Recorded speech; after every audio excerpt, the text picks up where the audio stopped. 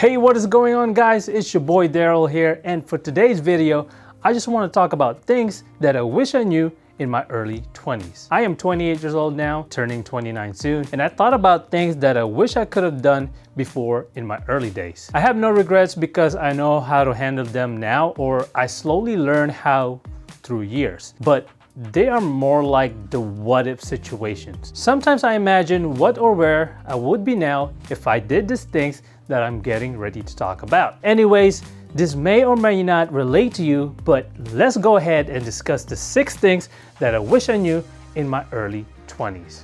Number 1, let's begin by talking about learning how to save money or knowing your budget. Stupid me in my early 20s would spend any money I had on things I could afford because first, I used to live with my parents. Well, I came back here temporarily, but I've been saving to get my own soon, hopefully. Second, bills did not exist back then. And third, let's just say I was young and dumb. Pretty much spent my money on trendy clothes, alcohol, fast food, and some other dumb stuff. I mean, I got what I wanted, but I didn't see the long-term results of my action. When I turned 24 or 25, I became unemployed and I got $0 in my bank account on top of my student debt loan and credit card debt. I had no savings. At the time, I felt a little depressed about it, but since I had friends and family supporting me, I stayed positive and turned my life 180. I learned how to budget, learned to not be scared to look at my finances every single day, and importantly,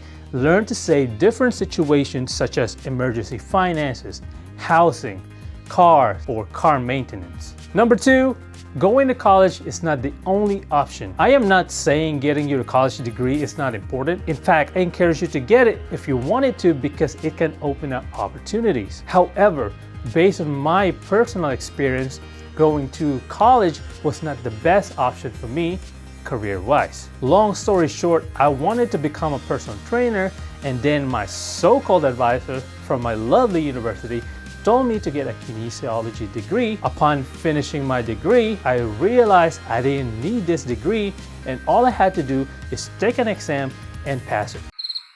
So I used up about $25,000 of student debt to get my degree that I don't even utilize because I am now working in a construction company. So yeah, I love what I do now though. My point is, think before you get into a 4-year degree university. There are other options out there like going to trade school, being an apprentice, vocational course, or training certificate, or you could follow your hobby and make money out of it. Think of what you like, do a lot of research of how to get it, and hopefully you'll be happy with your career choice. Next one, I wish that I learned to let go of things back then. You see, I am a person that likes to invest in things. For example, playing ranked games in League of Legends. I was invested in that game because I wanted to become a pro player. Spent years of grinding, climbing rank, learning and polishing my skills, but after 5 years of non-stop grind, I only hit diamond rank and I realized that it's time to let it go. It took me 5 years to learn that I am not going anywhere with this game. I could have spent that time learning something else such as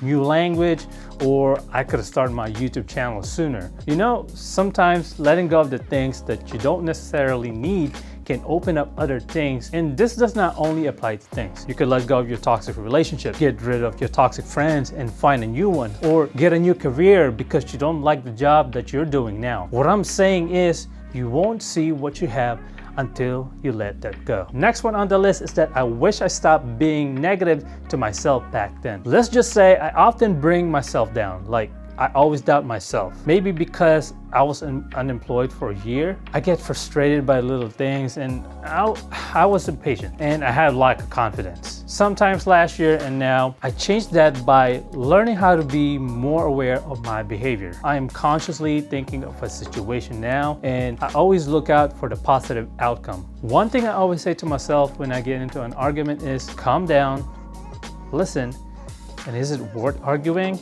If not, let it go. That phrase right there always puts me through a positive outcome, and I never felt better. Number 5, it's okay to let your feelings out to others. Back then, I like to keep stuff to myself. Like, I have a fear of people judging me, fear of people will judge me on how I look, what type of music I listen to, or how I even speak because of my accent. I was scared. So I often limit myself from speaking publicly or share what type of music I listen to.